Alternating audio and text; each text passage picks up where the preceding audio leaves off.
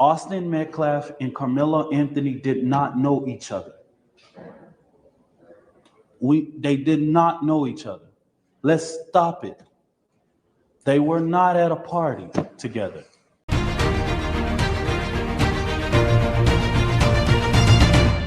Welcome back, Warriors. It's me, Linda B. Thank you all so much for joining me here today. We have updates, and I know the police report has been out for Karmelo Anthony, and I didn't do a video on it, but I do want to read you the actual police report and also share a video with you of a Karmelo Anthony spokesperson. Okay, they want everyone to listen to what he has to say. But before we get into this video, don't forget to smash like, comment, share, subscribe, hit all notifications so that you never, ever miss a video that I post. Watch the video to the end. Now let's get into it. All right, this conversation has been blowing up all over social media and is race sensitive. Let's just be honest and call it what it is. This has resulted in those grievances coming up to the surface because you have a Black young man allegedly, well, he said, he even said it wasn't alleged that he did it, according to reports from different sources, but that unalived another young man who was white, Austin Metcalf. And so the suspect allegedly did this. This is Karmelo Anthony, and this has turned up to be, I don't know what it's going to take to clear up all these problems we have in our society. But first of all, I'm going to read to you. I wanted to share it with you on the screen, but I can't get it to where I can actually read it. This is coming, and you can find this. I'll put the link in the description below. I'm not making this up. This is just what it has. And of course, the police report was dated on the day of the incident, which was April 2nd. On Tuesday, April 2nd, 2025, at approximately 10:01 hours, I, reporting officer T. Craig, number 3517, was at Heritage High School and heard via radio that a student had been stabbed at the address of 6927 Stadium Lane, Kukendall Stadium. I immediately responded to the scene. Upon arrival, I first made contact with Officer Cortez, who was standing next to a marked police vehicle. Officer Cortez advised he had detained the suspect, and he was in the patrol vehicle, and the suspect being Karmelo Anthony. I then responded to the victim's scene that was in the north bleachers.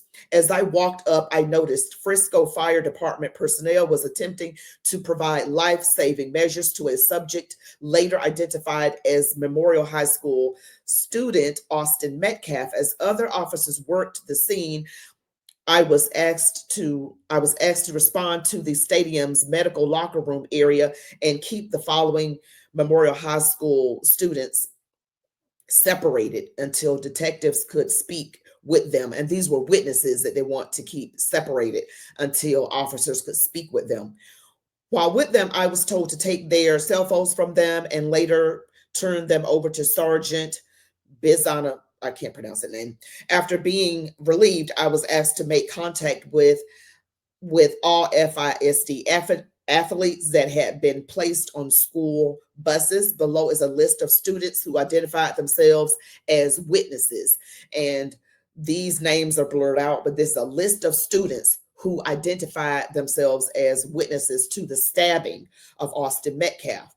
Okay, some attended Lebanon Trail High School girls track, Liberty High School boys track, Liberty High School girls track, and Frisco High School boys track. Okay, that's that piece of it. All right, so there was a chain link fence that separated me from the suspect. I gave the suspect instructions to keep his hands up in the air. During this time, the suspect said verbally out loud, I was protecting myself. It should be noted that I had not questioned him about the incident when he made that comment. I asked him if he had any weapons, and he said no. I patted him down for weapons while we were walking along the fence, and I did not locate any on his person. I instructed the male to continue walking along the fence, which he complied, towards an area where there was an opening in the fence that led off the track. While walking him off the track, the suspect also said he put his hands on me. I then detained the suspect in handcuffs, handcuffed behind his back, and had him sit down on the ground. Officer A. Ritchie had arrived on the scene at the time. I conducted another pat down of his person and then searched his person after he gave me consent. No weapons were located. While the suspect sat on the ground, I advised that I had the alleged suspect. The suspect then responds and says, "I'm not alleged. I did it." So let's keep that in mind. Next, Officer Ritchie and I walked the suspect to patrol vehicle, and this is a Officer A. Rich's patrol vehicle, which was on the northeast gate of the stadium. As we were walking to the squad car, the suspect incident. I'm sorry. The suspect about the incident while he was escorted to the patrol vehicle. I searched his person once again, and I had him sit in the back seat, the driver's side of patrol vehicle, while the suspect was in the back seat. I noticed fresh blood on his left middle finger. I verbally acknowledged that I saw the blood out loud so that it would be captured on my body cam camera. It should also be noted that the suspect asked me, "Is he going to be okay?" while he was in the back seat. I then identified the suspect. He provided his name and date of birth verbally as Karmelo Anthony, black male with a date of birth. They have that blocked out, which I ran through FPD dispatch. Officer J. Hancock arrived on the scene and remained with me and the suspect at this point. Karmelo was then checked via eSchool database for FISD students to also confirm his identity. The identifying information he provided matched the individual I had in custody, Karmelo Anthony. Next, I was advised by Sergeant Holland to transport the subject to the Frisco Police Department jail. Officer Hancock and I transported him to the FPD jail. Again, I did not question Karmelo about the incident. Upon arriving at the Frisco jail, Karmelo was escorted in the intake area.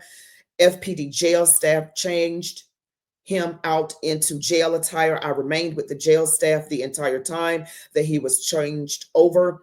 The clothes that Karmelo was wearing was placed in an FPD paper evidence bag. The clothes remained in my possession from this point on. Upon Karmelo being placed into a jail cell, I continued to keep possession of the clothes. I returned to my patrol car along with Officer Hancock, which was in the FPD Sally Port, and placed Karmelo's clothes in the back trunk area. I drove patrol vehicle out of the Sally Port and parked the squad car in the FPD patrol parking area. Karmelo's clothes remained in the trunk area of the vehicle. FPD crime scene technician Kate Dillard then took possession of Karmelo's clothing. I added my body worn camera to the case, and I have no further information to report. And then it also has other information. I will link this below. And yes, I'm just trying to.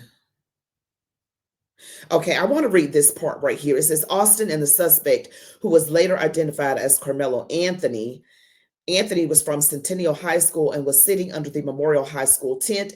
Austin had told Anthony that he needed to move out from under their team's tent, and Anthony grabbed his bag, opened it, and reached inside and proceeded to tell Austin, "Touch me and see what happens." No one really thought Anthony really had any weapons in his bag, and Austin proceeded to touch Anthony, and then Anthony told Austin to punch him and see what happens. A short time later, Austin grabbed Anthony to tell him to move, and Anthony pulled out, recalled as a black knife, and stabbed Austin once in the chest and then ran away. Austin began grabbing his chest and telling everyone to get help, and advised he did not know Anthony's name, but stated another Memorial Track member was friends with Anthony and he could identify Anthony.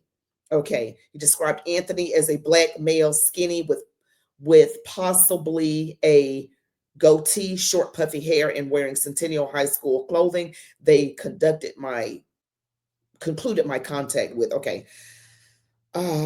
And then he proceeded with a crime scene log. I'm so sorry. That was so hard. The writing was so small. I was trying to make it big so I could read it. But I want to share with you this little clip from a spokesperson from the Anthony family. He is pleading with everyone to stop what they're doing online. Watch.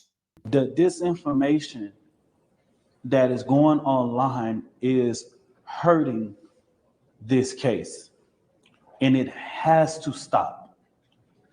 It has to stop, y'all. As we know it right now, Austin Metcalf and Karmelo Anthony did not know each other. They did not know each other. Let's stop it. They were not at a party together.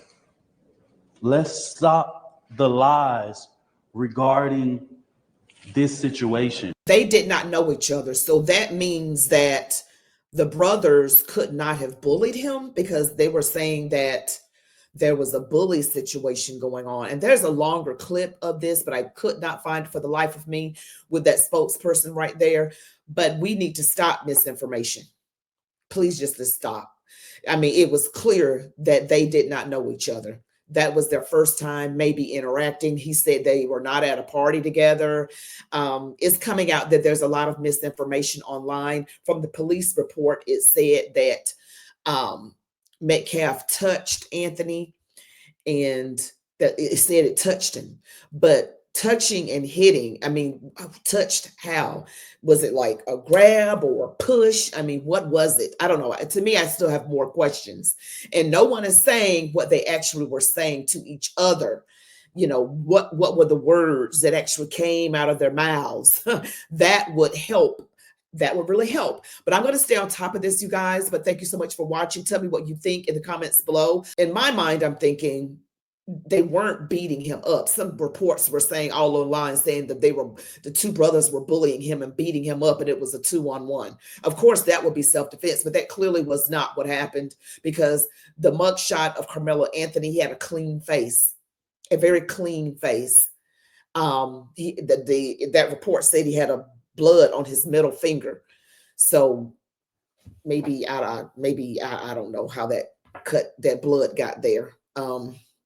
Maybe from Austin, from his blood that, you know, when he stabbed him, yeah, the blood got, yeah, that's how it got there. It's just it's